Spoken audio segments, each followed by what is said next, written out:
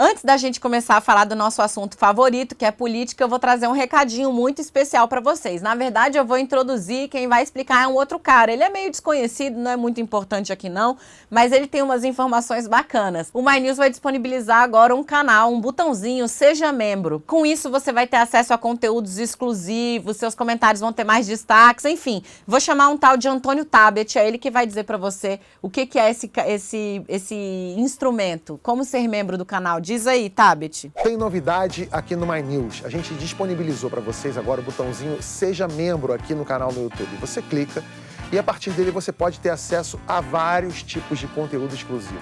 O seu comentário fica destacado, você tem acesso a boletins do mercado e trechos inéditos do programa. Clica aqui, seja membro e vem com a gente participar do My News. E aí, galerinha? Vou parar com galerinha. Estão brigando com galerinha. Eu preciso de um bordão. Brasil, me ajuda a achar um bordão. E aí, pessoal, tudo bem com vocês? Hoje é terça-feira, dia do seu 100 Politiquês, e a gente está chegando aqui com um super gás para trazer as principais notícias e as principais análises. Da semana passada para cá aconteceu muita coisa. A principal notícia, digamos assim, é que, na verdade, são duas, as principais. O presidente descobriu que está perdendo capital político e deu uma mexida no MEC que fez um barulho meio atravessado. MEC, Ministério da Educação. Para entender tudo isso melhor, vem comigo.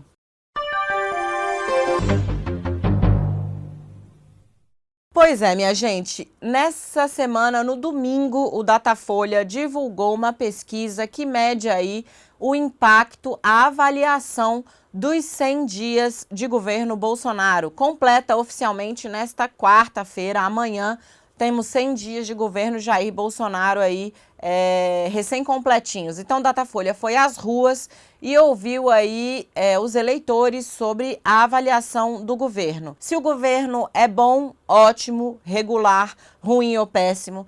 Como que os eleitores estão vendo o trabalho do presidente, se o presidente trabalha muito, se trabalha pouco, enfim, a pesquisa é muito completa. E antes que os haters de pesquisa cheguem aqui falando, o Datafolha que falou que o Bolsonaro ia perder para todo mundo no segundo turno. Gente, faz assim, vai lá, se você ficar com dúvida, a gente fez durante a eleição vários vídeos aqui no 100 Politiquês, explicando como funciona a pesquisa, explicando como você deve avaliar a pesquisa e acompanhando praticamente semana a semana a evolução nas pesquisas, não só no Datafolha, em todas as outras, trazendo bastidores, enfim, mostrando um pouquinho para vocês como é que esse jogo é jogado. É uma besteira falar, porque errou tudo, e além de tudo é mentira. Na véspera do primeiro turno e na véspera do segundo turno, os institutos de pesquisa praticamente cravaram o resultado da eleição nacional. Então, tudo bem. Se você é hater de pesquisa e está aqui na dúvida se vale a pena ou não, assiste esse vídeo primeiro. Depois busca o arquivo do 100 Politiquês, que, cara, tem muito material aqui. Modéstia à parte, eu e a Miriam, a gente, ralou no período eleitoral para trazer uma coisa super completinha para vocês. Pois muito bem, o Datafolha foi às ruas e aí qual foi o resultado? Vou ler aqui para vocês. 32% dos eleitores classificam o governo como ótimo e bom. 33% como regular e 30% como ruim ou péssimo. 4% não respondeu, não soube opinar. Tudo bem. Por que esse resultado deve ser olhado com muita cautela e deveria acender um alerta na cabeça do governo e dos apoiadores do governo? Você vê que está dividido aí praticamente um terço, um terço, um terço. Um terço aprova inequivocamente, diz que o governo é ótimo, é muito bom.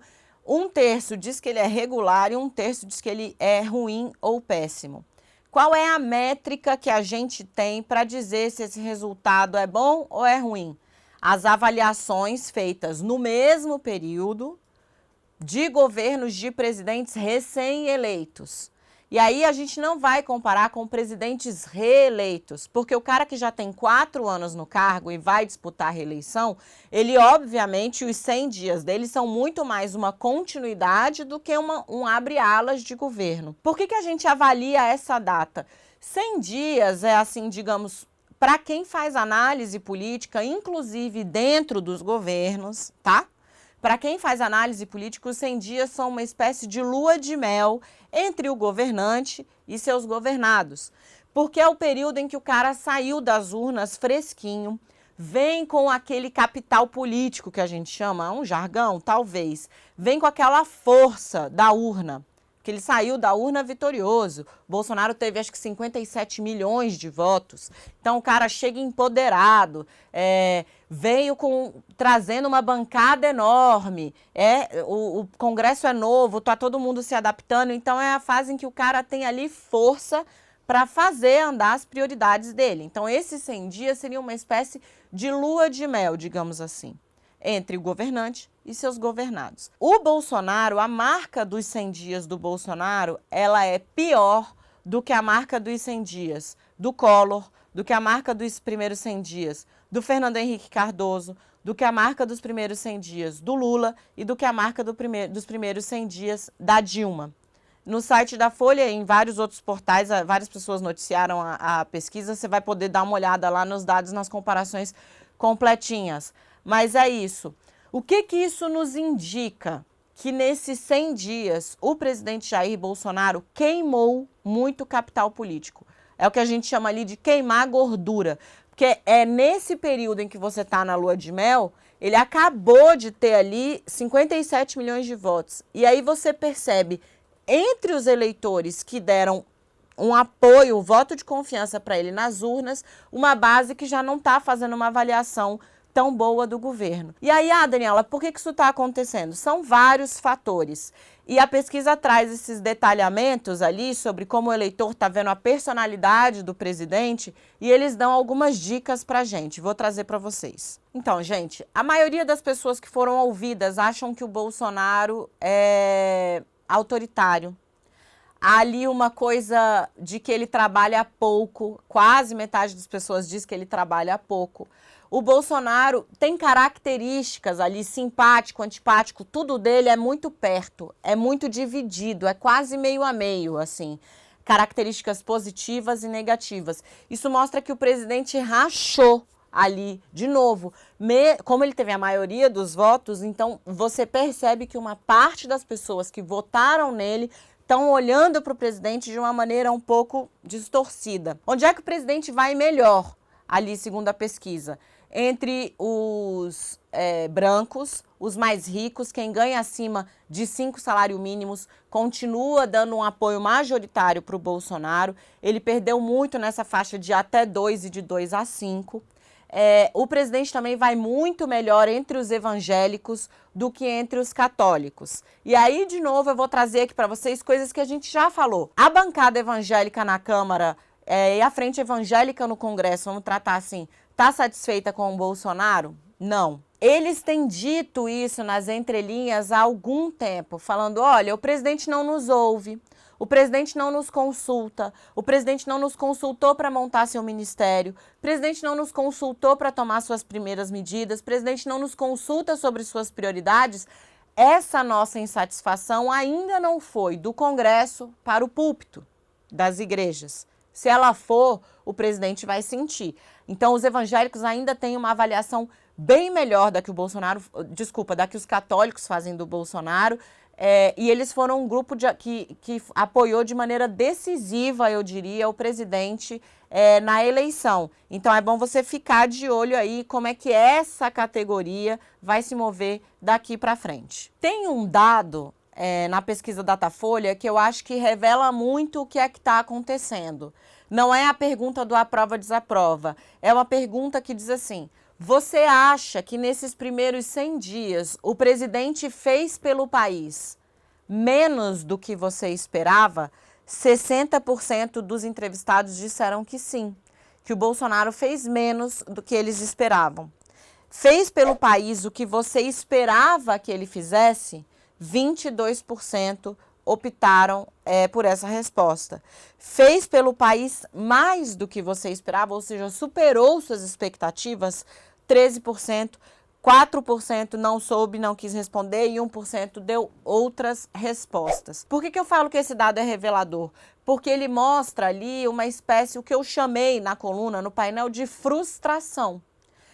Quando o presidente sai da eleição, tem uma frase, um jargão aí, eu não vou saber dizer de onde foi que ela veio, tá? Mas que governar é você fazer o gerenciamento de expectativas e de frustrações. Porque quando você se elege, a gente está cansado de falar, né? Assim, na eleição é tudo vou fazer, chega no governo não é assim. Porque vida real de governo não é exatamente igual ao que os caras, ou que a gente mesmo projeta durante a eleição. Então, tem sempre essa quedinha ali entre o que o cara prometeu e o que você está vendo que ele consegue fazer. Mas no caso do Bolsonaro, a frustração é muito acentuada.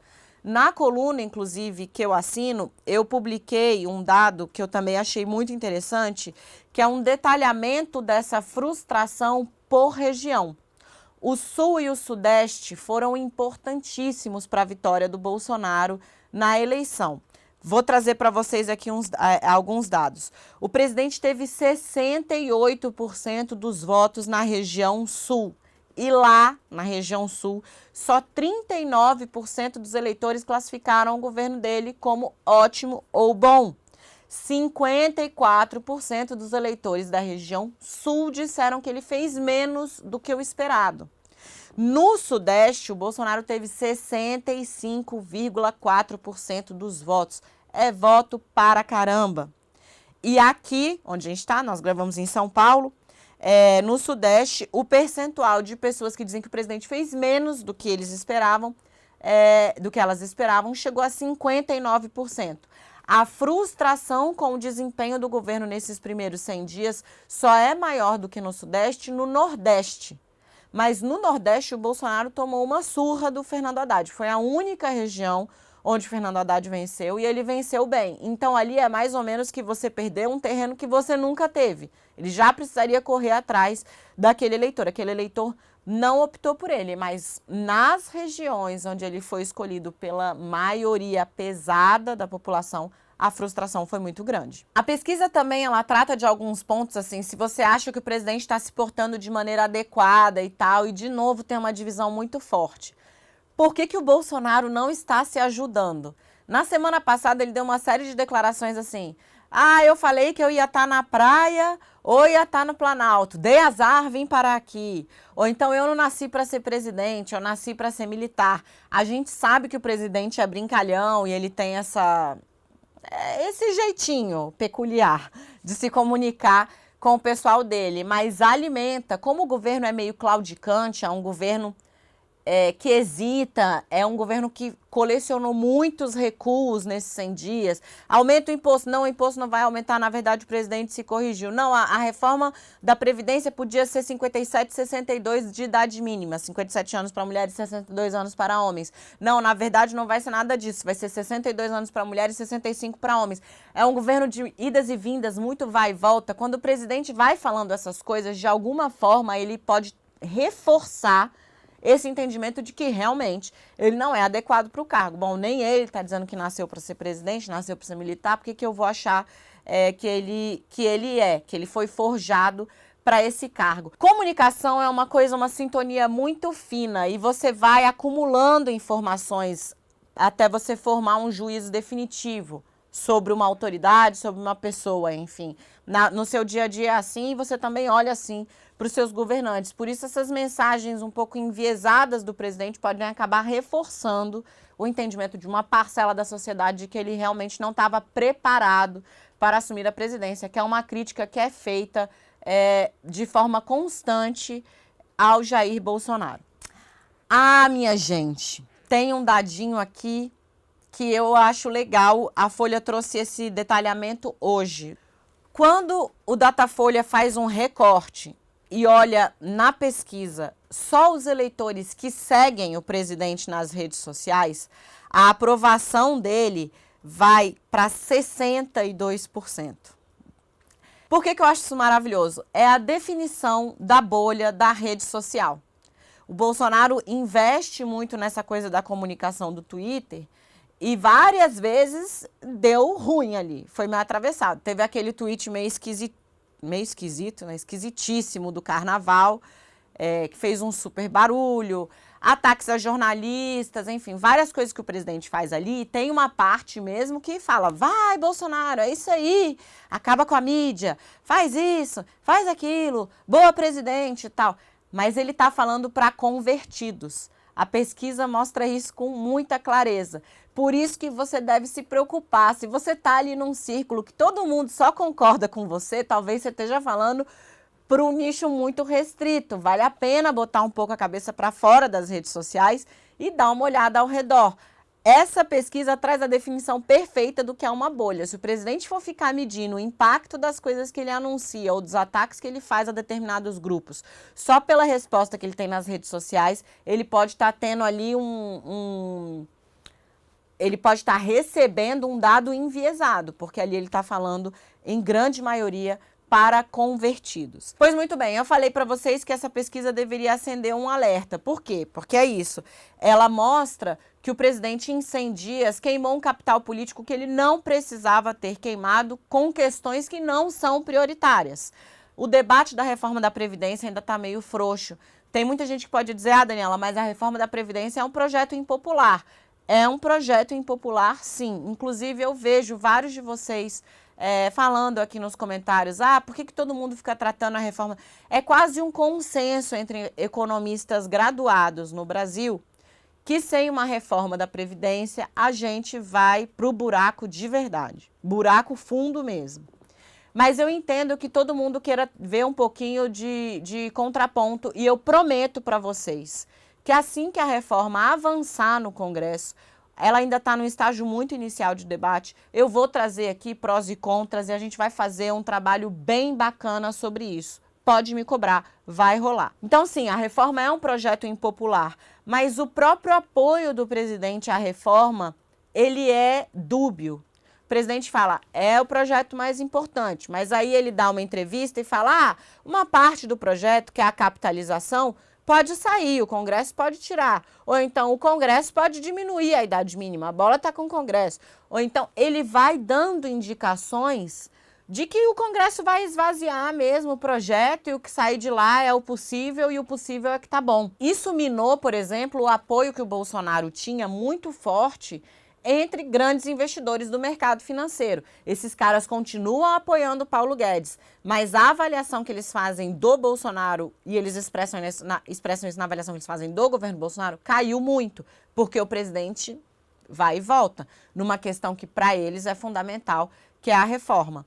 Então, não dá para a gente atribuir a um fator só. O que dá para a gente ficar ligado é que nesses primeiros 100 dias, Bolsonaro, como nenhum outro presidente, desde a redemocratização, presidente recém-eleito, presidente de primeiro mandato, queimou o seu capital político com besteira, porque as questões prioritárias, a reforma, por exemplo, que é um projeto difícil, ele precisaria do apoio dos eleitores para poder fazer a reforma andar, ainda não andou e ele já perdeu um pouquinho do voto de confiança que ele teve ali nas urnas. Um outro fator que pode ter contribuído para essa queda, digamos, esse emagrecimento aí da avaliação positiva do Bolsonaro é o desempenho de alguns ministros. A gente já falou aqui também no Sem Politiquês sobre essa mistura que deveria ser fina, mas hoje é meio dissonante, de personagens de diferentes alas num governo, o que é natural, mas neste governo tem 3 personagens ali, um se foi, que destoavam dos demais. O ministro Ricardo Vélez Rodrigues, que comandava a educação, caiu ontem depois de ter feito uma gestão que teve muito barulho e 0 resultado. Por que eu falo 0 resultado? Bom, você está acompanhando as notícias. O Enem está sem gráfica para rodar a prova. Alunos que precisam do FIES não estão conseguindo entrar nas universidades porque o MEC não está emitindo documento. O cronograma para tratar dos programas de alfabetização foi furado. Enfim, está tudo parado. O MEC está travadíssimo. Ele demitiu um total de quase 20 pessoas ali para tentar acertar a mão. Não acertou. Caiu ontem, tudo bem. Quem que o presidente colocou no lugar e por que isso é importante? Porque o presidente, na semana passada, sentou com dirigentes dos principais partidos do Congresso, os maiores, para pedir o quê? Apoio para a reforma, tentando ali costurar uma base, porque o governo até hoje, 100 dias, não tem uma base no Congresso. O que é base? Partidos que, a priori, te apoiam naquilo que for fundamental para o governo. O único partido que, em tese, está na base é o do presidente, que é o PSL, que tem 55 votos. Com isso, você não faz muita coisa no Congresso. Então, ele sentou com esses presidentes de partido. Muitos disseram para ele que o grande problema do governo era cera no ouvido, governo que não escuta. Do Palácio do Planalto a todos os ministérios. Os ministros não retornam pedido de audiência, os ministros não retornam telefonema, os ministros não retornam demandas por obras emergenciais, por atendimento a prefeitos, enfim. Foi essa reclamação, o governo que não está escutando. E aí o Bolsonaro tem a oportunidade de trocar o chefe de uma das principais pastas da esplanada dos ministérios, do Ministério da Educação. São 130 bilhões de orçamento, para você ter uma ideia do tamanho do MEC, da importância do MEC. O presidente ouviu alguém?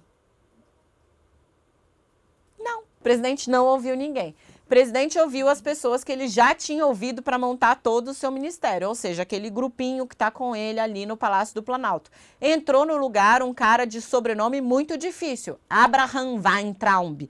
O Abraham é um economista.